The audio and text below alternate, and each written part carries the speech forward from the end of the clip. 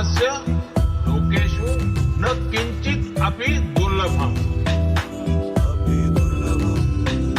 हमारे उत्साह, हमारी स्पिरिट से बढ़कर के दुनिया में कोई फोर्स नहीं होता।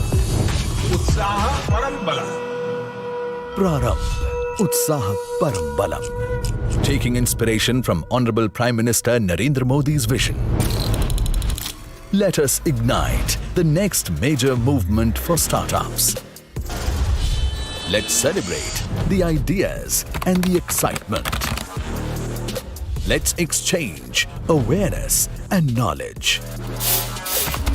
Let's expand the horizons. Let's establish accolades.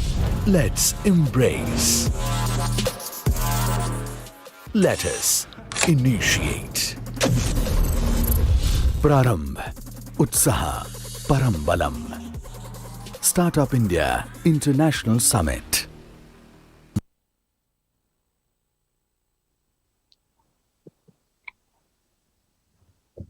Okay, good afternoon and welcome to Startup India International Summit. This is a very, very important summit for not only India, but all the partner countries from the region. Today, we are here to discuss a very important element of all startups, go-to-market strategy.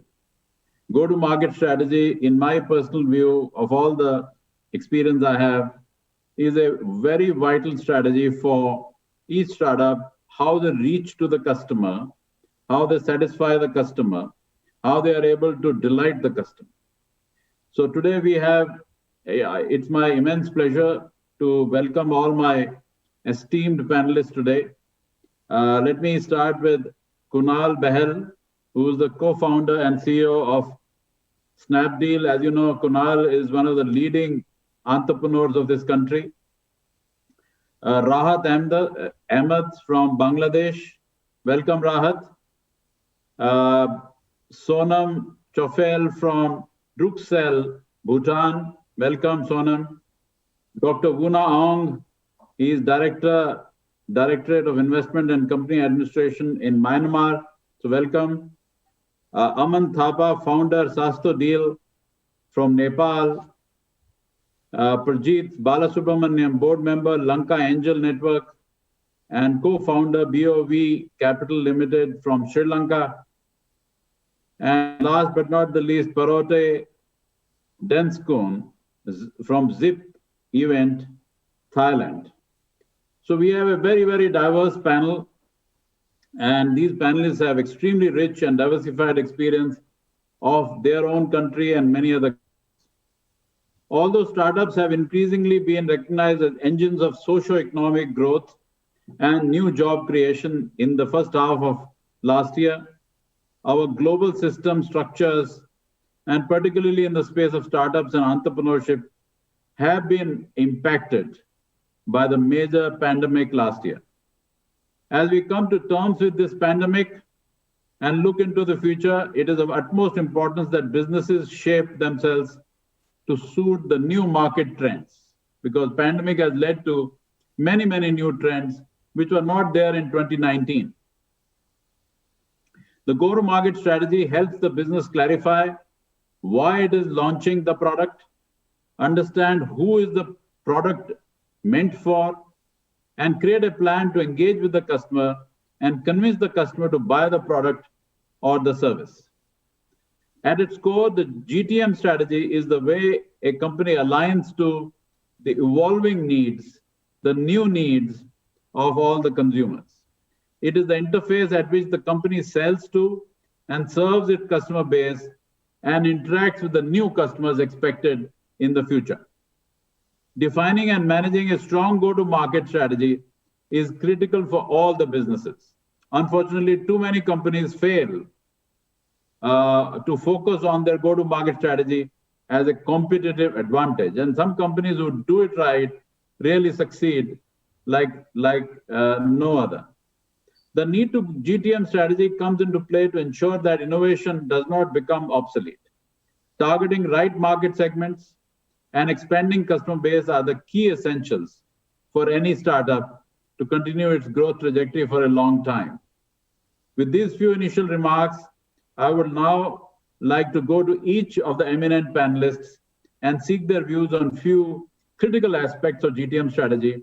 And I'll also request that beyond whatever issues I raise, if the panelists have any more ideas, any more issues to share based on their own insights of the market, share with all the participants, please do not hesitate sharing them.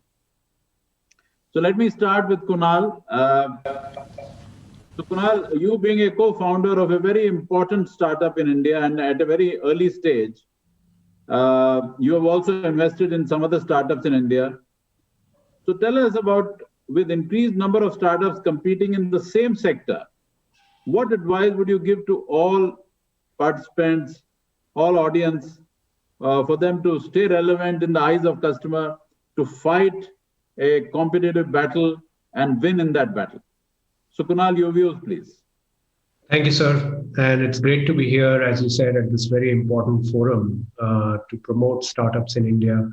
And it's great to see the participation from many other countries in this great forum. So I'm excited to be here. On the point about go-to-market strategy, particularly in competitive domains, what we have noticed is whenever one company starts becoming successful in a particular sector in the tech startup ecosystem, it generally attracts many other players. Now, that's not always a bad thing because it does help to more rapidly create the market. However, there are some things that companies can do to strengthen their market positioning. First and foremost, and likely the most important one, is understanding who your core customer is and how best to serve them. Because we have more than a billion people in our country, oftentimes as consumer startups, we can say the entire nation of billion people are our customers. But India is very heterogeneous. And hence figuring out who amongst those billion people or who all amongst those billion people are your core customers. Because the core customer base forms the kernel of a business, and then figuring out how to serve them really well, talking to them, interacting with them frequently, understanding what are their issues with your platform, understanding what are their aspirations in life, and how best your company can help them meet those aspirations. And this culture can't only be with the founder or the CEO or the leadership team. It has to percolate across the company, where customer insights need to be available across the entire company and not just amongst particular people or functions. So first would be understanding the core customer and how best to serve them and how best to serve them better than anyone else in the same market. The second is building a happy ecosystem around the company. It's very hard for a company to be purely self-sufficient. And when I say happy ecosystem, particularly in the case of marketplaces, many tech companies serve the role of connecting the dots between demand and supply.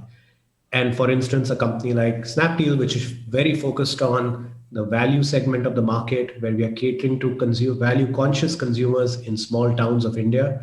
For us, a happy ecosystem means that the sellers on our platform, most of whom are small, medium-sized businesses, manufacturers, who are making great products, but we also want to make sure that they are happy selling on our platform to these end consumers. And so that ends up playing a very big role. And the third and final thing I would say is, while being very insightful about who the customer is and how to serve them is important, having a happy ecosystem around the platform or the business is very important. But the economics of the business are also very important. Oftentimes due to the upfront costs associated with building tech businesses, with respect to R&D, technology, etc., initially the economics may be negative. However, it is important to have a path to positive unit economics, because that's how the business will sustain and will not only lean on the kindness of strangers to give capital to the business to sustain. So I would say these three things play a very critical role in creating differentiation. Thank you, Kunal. I think that was very good advice, that all the stakeholders should participate in the joy of building the new business with happiness. And most importantly, what you said at the end, the unit economics, unit profitability, has to be taken into account, because as the volumes grow, economies of scale will also improve the profitability. So that's a great suggestion. Also now, in your opinion, what is the way ahead for startups to work at global level, which means going beyond their domestic markets? Should cross-country exchange be promoted by governments through their policies, regulations? What is your view on this? Sure. I think one of the big tailwinds we are seeing is that obviously India is the global leader in IT services, right? Where bespoke IT services, many of those, the leading behemoths in the IT sector, such as Infosys, Wipro, TCS, have also created products and platforms. But India is already known internationally for a great hub for technology products and services. Now, but I think as a result of it, the tailwind we are seeing right now is that a lot of young startup founders are creating SaaS-based product companies, which are going international very, very fast. India will likely create more market cap through SaaS companies that are going global out of India versus any other subsector in the technology startup space. We're already seeing many unicorns get created in this process. So technology products will go international much faster out of India. I do feel that the success that many of these companies are seeing when going international from India, where the product is created in India but sold overseas, the success is mostly being seen in more familiar markets, the US, Singapore, Dubai. We are seeing that markets which are similar to India or easier to sell into or similar to sell into as India, we are seeing more success of these SaaS companies. With respect to the government's role, Israel has is a great model to look towards, even for India and other countries, where through the Israel Innovation Authority, they assess local enterprises to grow and increase their competitiveness in the global market by establishing strategic connections. JETRO does that from Japan, and the Indian government has some great relationships there.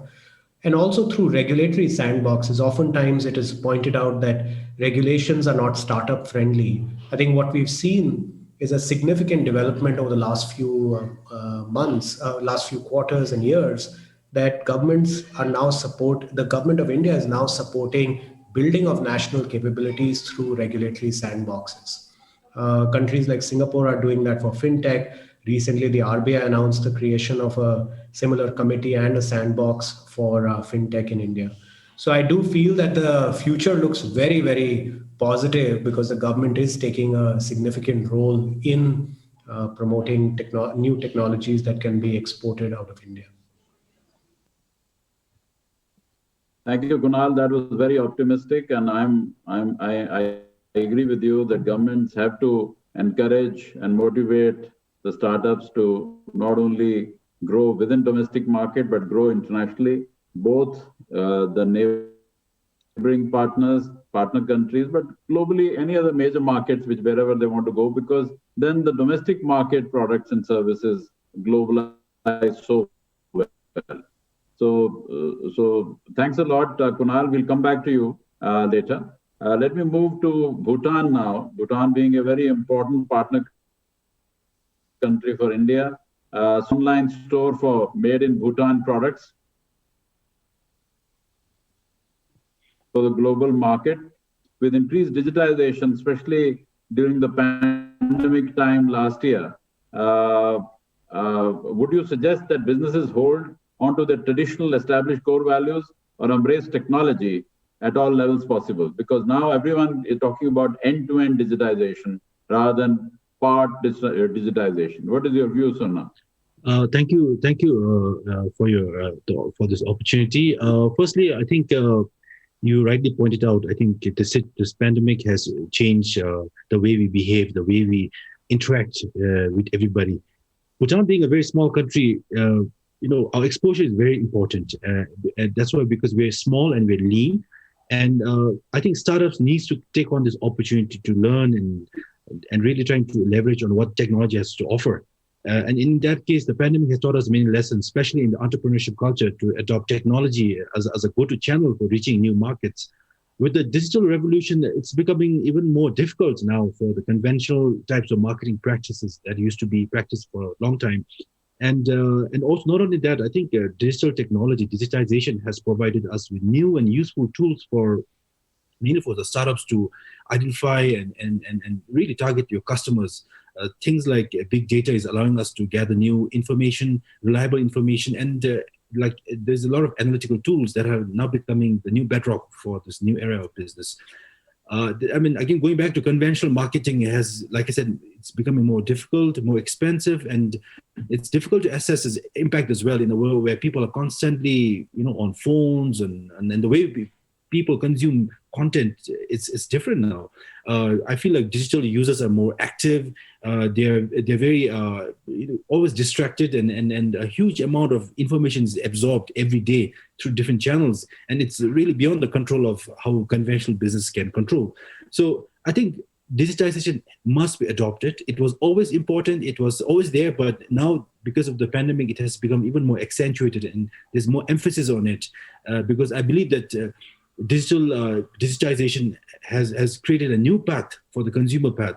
So, and then given us a new behavior of the customers or the consumers. So, I think it is the right time that every business, every startup needs to look really deeper into digitization, and also given the fact that like a company like Facebook has 1/3 of the global population, every day doing something on their platform says it all. Thank you.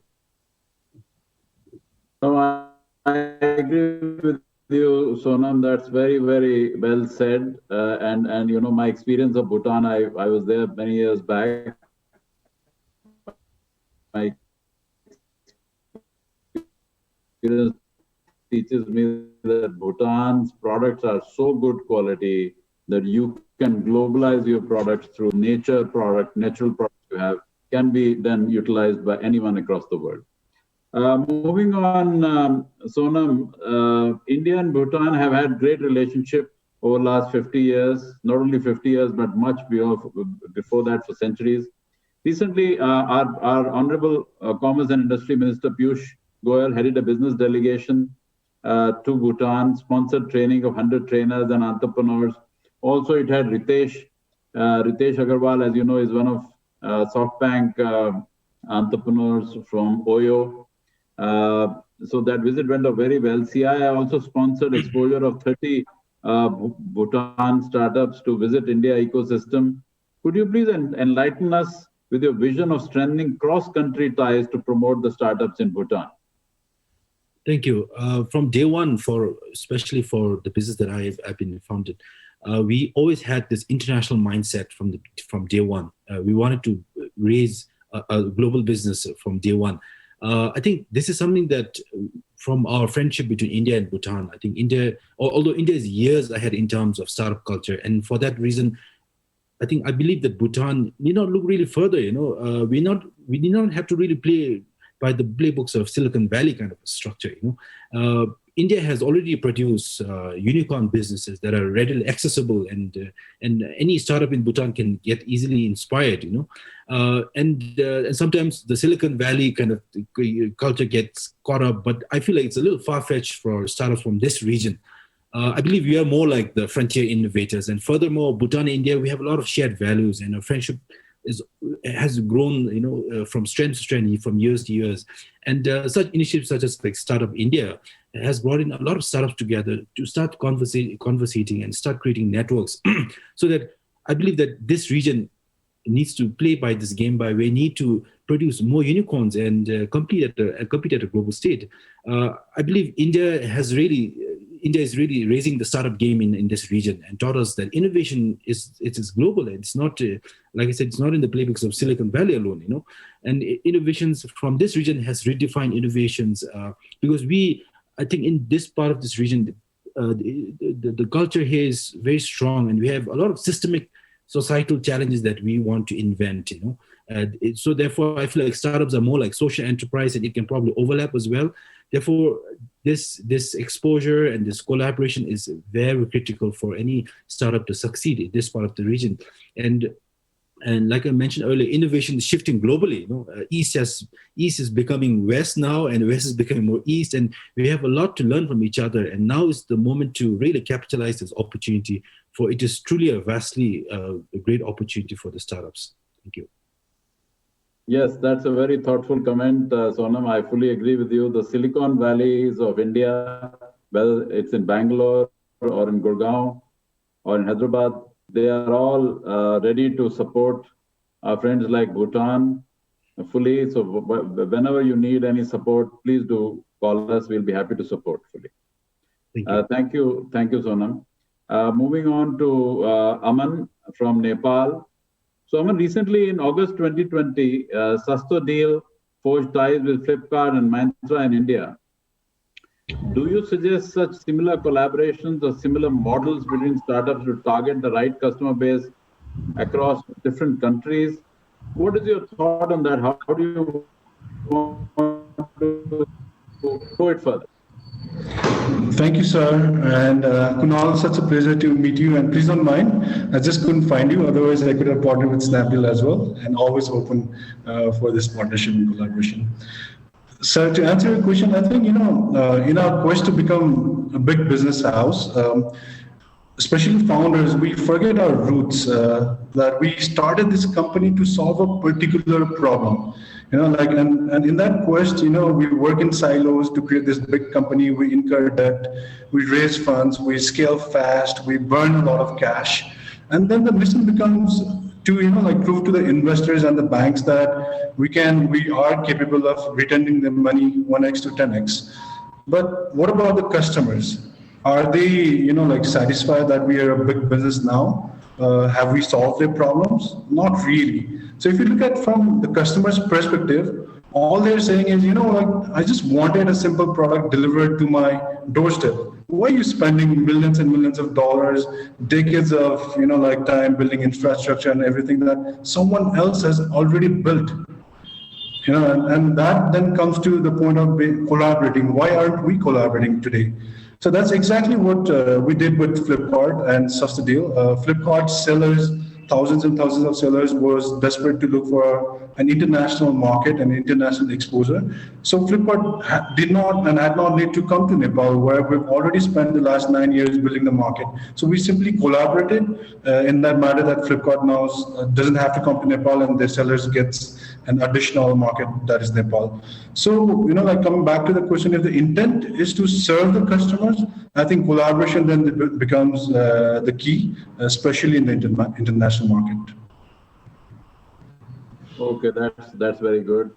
And also I wanted to check with you, what parameters should one keep in mind when they're trying to expand businesses across the globe outside their countries? Because Nepal is an important country, but the domestic market may not be as big as you personally expect.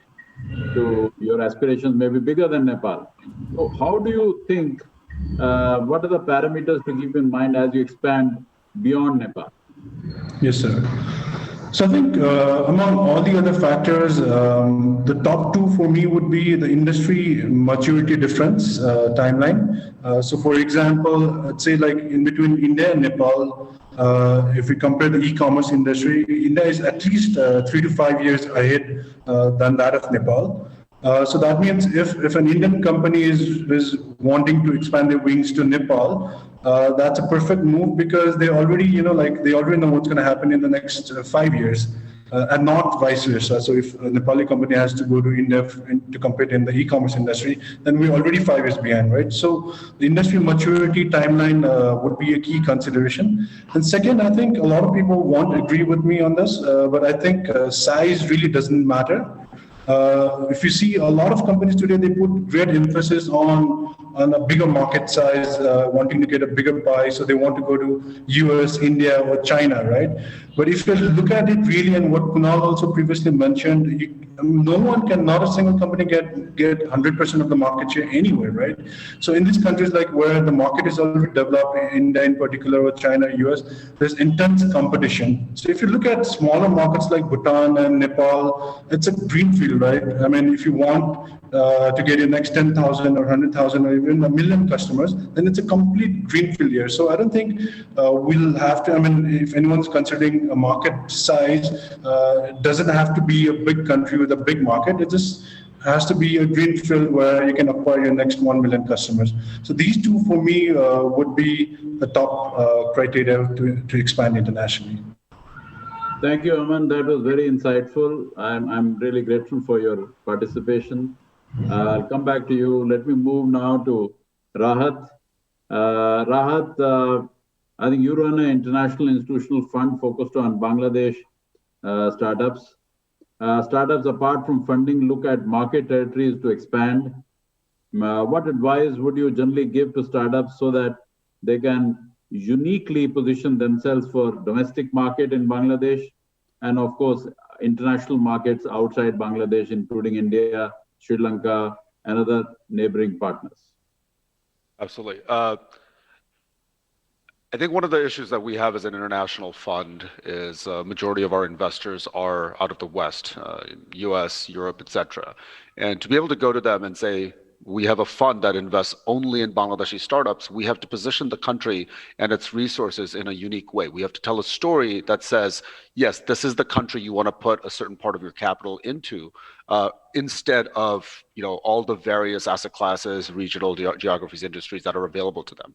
So in telling that story, one of the key things that we think is very unique in Bangladesh is the vast population, the young, 30 to 40 million middle class, many of whom are in the technology, engineering, software development sector, who right now are often working at BPOs and the sort where they're effectively servicing Western companies. So the wealth creation is not happening in Bangladesh as it should. The value creation is happening for somebody outside of the country.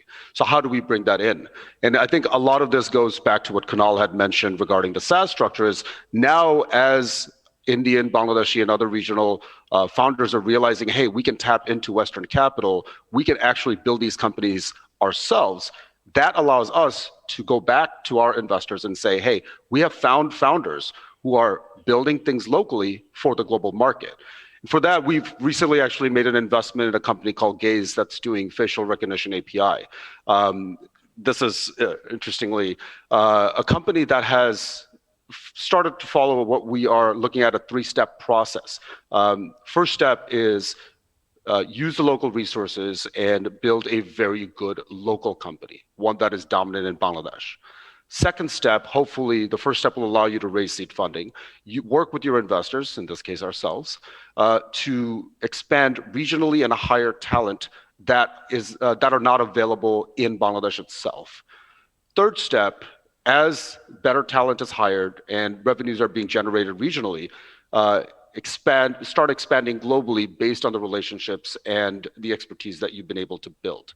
Over time, companies like Freshworks out of Chennai really stand out to us because this is a local Indian company that is now based out of San Francisco, raised $500 million. There's no reason that Bangladeshi talent can't, over time, own companies that are globally run and managed. That perception historically has not existed because the capital in the early stage in Bangladesh has not been prevalent. We're hoping that will change over the next few years. And I think that'll be incredibly critical to enable and empower the founders here to create wealth, to actually be leaders, to hire the best anywhere in the world and serve the best anywhere in the world. And I think this is further, supported by the fact if you look at Intel, if you look at NVIDIA, you look at Facebook, you look at Google, you have tons of Bangladeshis working there. Unfortunately, they're not coming back. Once we bridge that gap, which India has done magnificently, I believe the potential for Bangladeshi startups to scale quite fast is nearly unlimited. I'm sure, Rahat, that will happen. I'm sure all the very, very bright Bangladeshi engineers, etc., will support the startup movement in a big way in the coming years, just like Indian engineers, Indian entrepreneurs are doing. Also tell me, Rahat, that Bangladesh and India have long history of trade and business of centuries and centuries.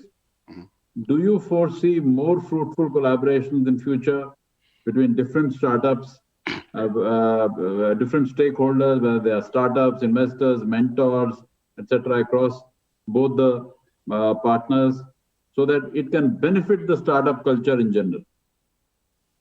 Absolutely, absolutely. One of my big things is I don't really like the comparisons of Bangladesh versus India or Bangladesh versus other regional players, because we shouldn't be fighting amongst each other. We should be working together.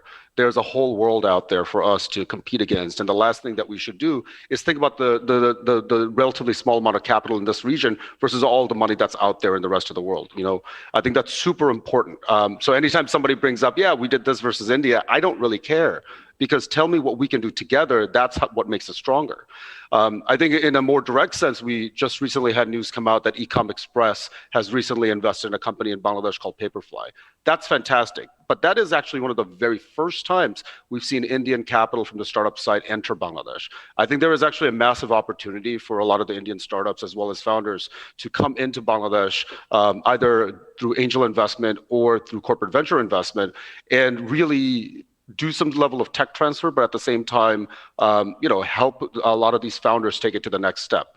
I think with collaboration, I think it increases the chance of exits for Bangladeshi startups, as well as accelerating their development significantly.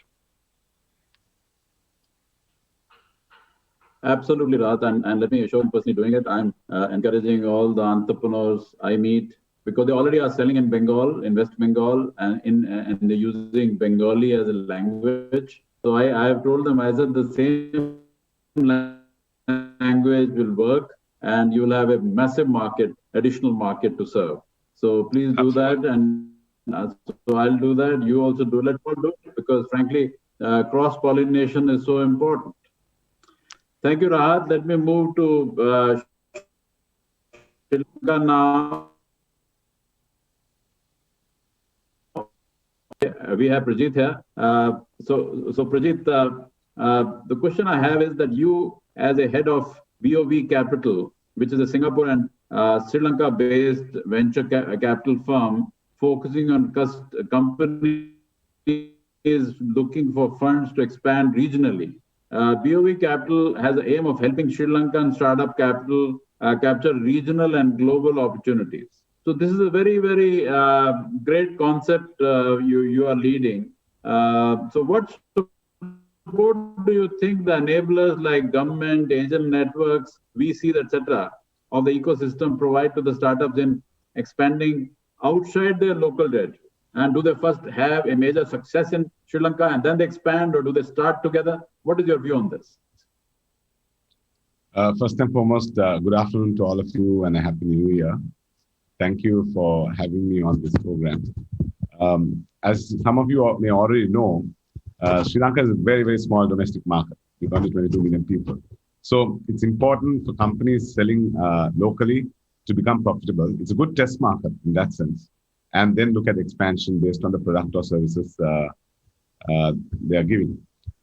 So post-COVID, I think remote selling has become essential, not only to the smaller companies, but today, some of the companies from out here are doing 100% online to larger customers as well, with the help of references and their partners that they've had in the past. This ecosystem is only about 10 years old, so it's still growing slowly. The government in the past has, I think, also, because of the war, has had other focuses, but I think going forward, there'll be a lot more focus. And with the last budget, we were told that there'll be more focus for the government from a startup ecosystem perspective. So there are many players out in the market today, in the ecosystem players. And I will just talk about some of the things BOV Capital has done. So BOV Capital was created basically out of Singapore. We have two funds, one out of Singapore and one in Sri Lanka. The Singapore fund basically focuses on taking startups to the region, whereas the local fund focuses on local problems and trying to expand locally. And depending on the product or services, we may export some of them outside Sri Lanka. We are a tech and tech-enabled focused investment company. The second thing you were asking about the angel network. I'm also the founder of the angel network in Sri Lanka, and we have a large network today, and we've just created a fund for seed capital with the alliance of the network around the world and the network. So we've actually tied up with a lot of, including the Indian Angel Network, the Mumbai Angels, Singapore Angels, UK, the various alliances that we created. We've actually been able to help these startups go to market fast, because whether it's through an investment, whether it's through a customer introduction, that credibility comes in, and that's where we really have our strengths.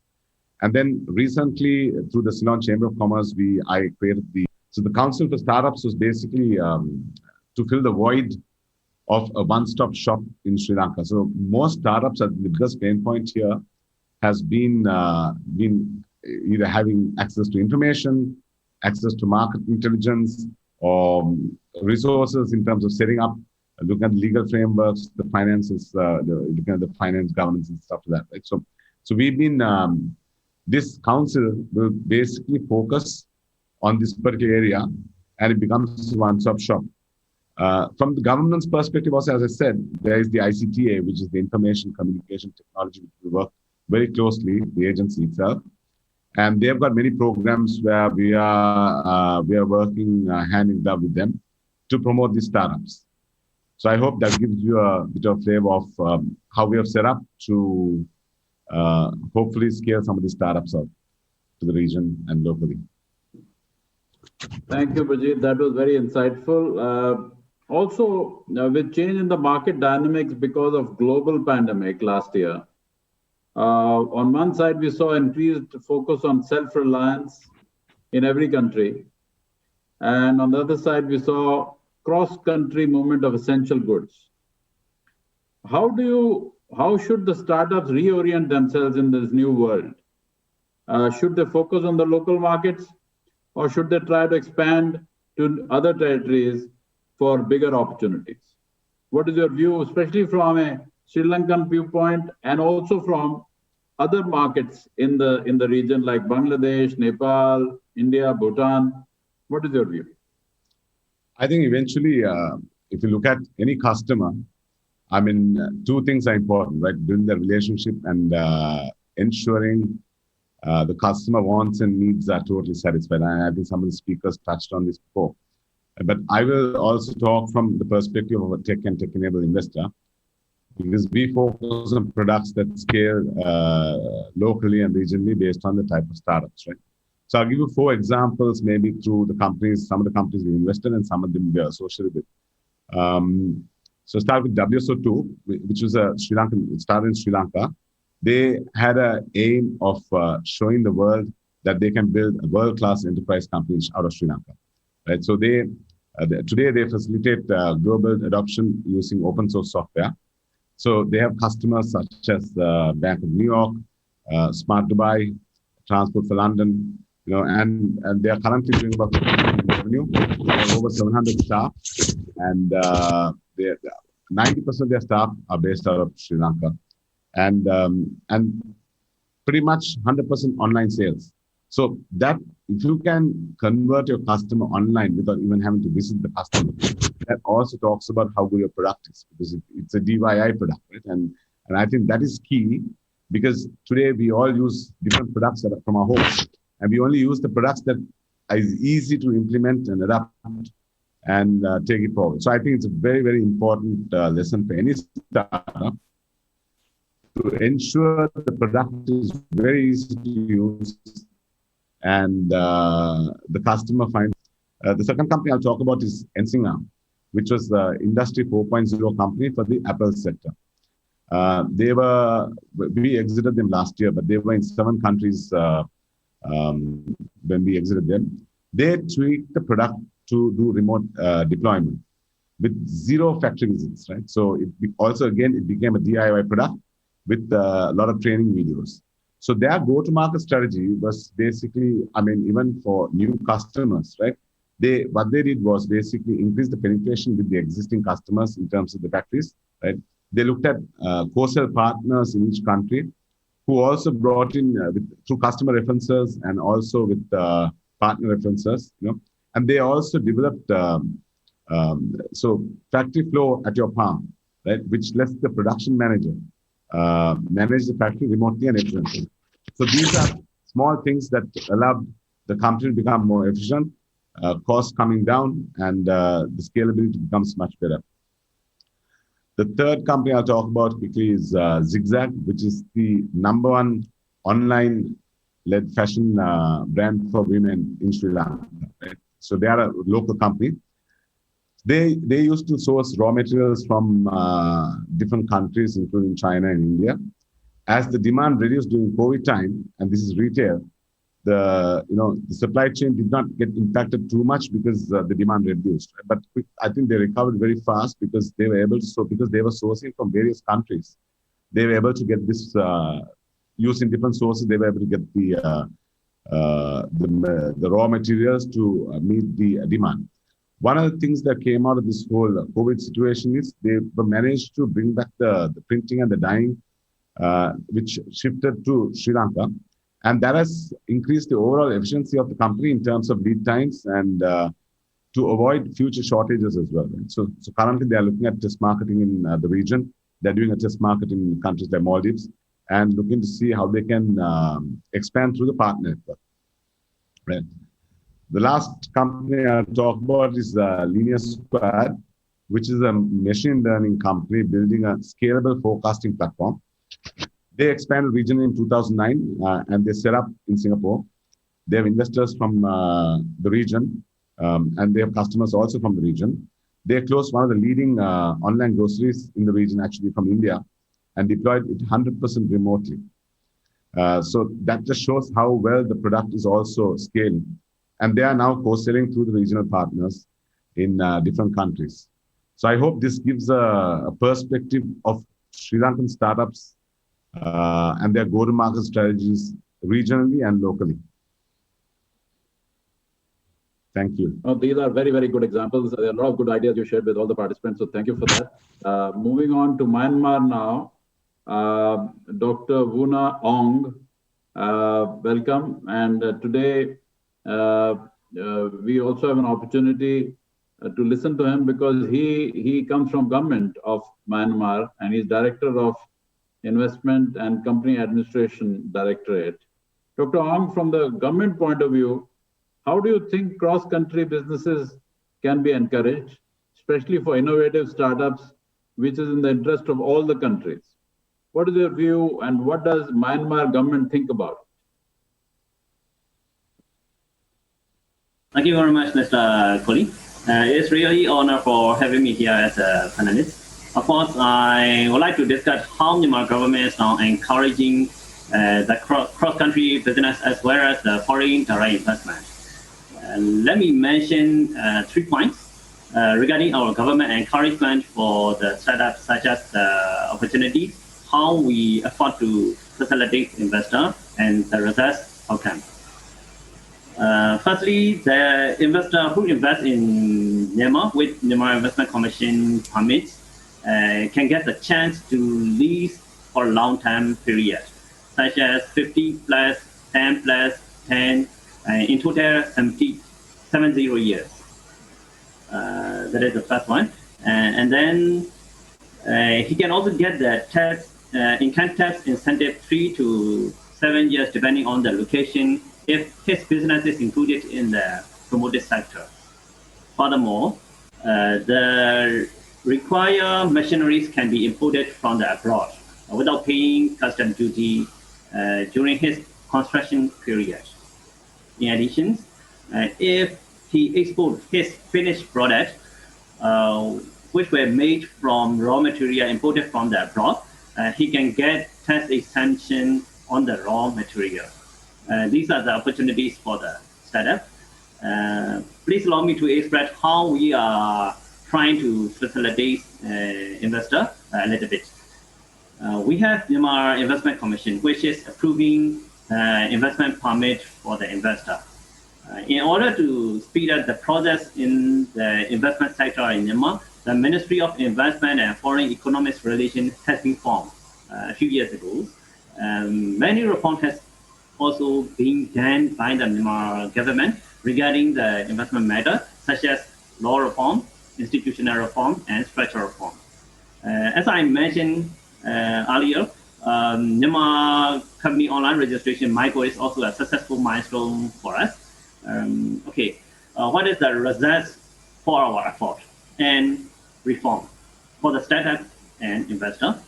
According to the World Bank Doing Business 2020 report, Myanmar improved its ranking by 6 positions, coming in the 165th place out of 190 countries. In starting a business, Myanmar leaped to 70th place from the 152 the years before. Thank you. Thank you, Dr. Ong. That was very, very positive statement from the government. Also, I wanted to know, because there's so many regional leaders on this session who are also looking at Myanmar market. So what opportunities do other regional countries, startups in Nepal or Bhutan or India or Bangladesh or Sri Lanka, startups and other ecosystem stakeholders have in terms of business in Myanmar? If they want to come to Myanmar, how do you want to guide them? Okay, thank you. And let me highlight 2 points, such as the opportunities in business sector and what kind of strategy should be used for the startup. Myanmar Investment Commission has already announced the promoted sector for Myanmar as a notification 15/2017. It is actually is really important for the tax incentive, as I have already mentioned earlier. So I highlighted this as number 1. Second, we have some sector which are being encouraged by the Myanmar Investment Commission during COVID-19. The agriculture, number 1, agriculture with the full supply chain. Number 2, medical products and equipment manufacturing. Number 3, industrial plants and the digitization sector. Among these sectors, I'd like to focus 2 sectors for the startup, such as agriculture and digitizations. Actually, our country is an agriculture country, and the agriculture sector is the backbone of Myanmar economy. In addition, there are so many areas in Myanmar for agriculture with cheap labor price. Then during the COVID-19 pandemic, the digitization is now more important from day to day. There are so many opportunities area for digitizations in Myanmar, namely financial technology, fintech, and smart agriculture, transportation, telecommunications, education, and health service sector, etc. Lastly, what I would like to mention is that I have learned that over 40% of Myanmar population is now using Facebook social media. The majority of them women, and as noted, 59%. People aged 25 to 34 are the largest user group of the Facebook. What I like to give a message is that advertising in Facebook is very popular and effective for the startup in Myanmar. And then Myanmar people noted Facebook as a directory, and then when they need something, and then everything is now in the Facebook, what they would like to touch. Thank you very much. Thank you, Dr. Ong. That was very insightful for Myanmar market, and I'm so happy that diversity is very strong in Myanmar, which is good news. Thank you for your sharing. Let me move to Thailand now. Mr. Jay Parote Denskun, welcome to you. So, Mr. Denskun, ZIP event has its presence even outside Thailand already. Would you like to share your experiences of running your operations in various geographies with all our panelists and other participants? I think it will be very useful to listen to you. Okay, thank you for the questions, and thank you for having me here today. It's a great pleasure to learning from all the panelists as well. And I can relate it to Mr. Ong a lot because we also have expand to Myanmar, and our users have, in the age of using Facebook a lot. So as a startup in Thailand, our company is Zip Event. We built event platform for offline and online events and virtual event after the COVID as well. So as Thailand have around like 70 million population, so expanding to the regions is not our primary target at first when we started. And we just, recently expanded to other countries a couple of years. So we have tried both two methods. First is to find local partners, like what we did in Myanmar. We have a local partner who help us to penetrate the market, in which they have like the local experience and expertise for the market. But on the other side, they are not, laser focused for us because they have a lot of tasks to do, and they're, agencies that have a lot of things to do. So that works in some extent. So, and we have tried to, scale by ourselves to those countries as well. So we have joined an accelerator program by ADB's Asian Development Bank to help us, penetrate into Vietnam market, in which they can help us to connect with local partners and help us to, go to actual customers and find local leads, as well as our government in Thailand. The trade commissioners and ambassadors can help us to reach out to those countries that we're targeting as well. So in summary, we have tried and worked with many various methods in which I think it's suitable for, depending on the case that we are looking to expand. Yes. And also, actually, we have, expand ourselves online. And we have on board a client from India as well, which is very proud for us because, as you know, that Indian software is very professional and well developed, and they choose to use us for the virtual event. So that's very honor for us. Yeah. Thank you, Mr. Denskun. Also, with all these countries already experience behind you, in what factors do you keep in mind now after all this experience in venturing into a new market in future? Because I'm sure you will keep on growing beyond the present markets. So now, based on this experience, what change will you bring? What new factors do you have in mind? Actually, when entering a new market, we look at three most important factors. The first is the demand and market sizing.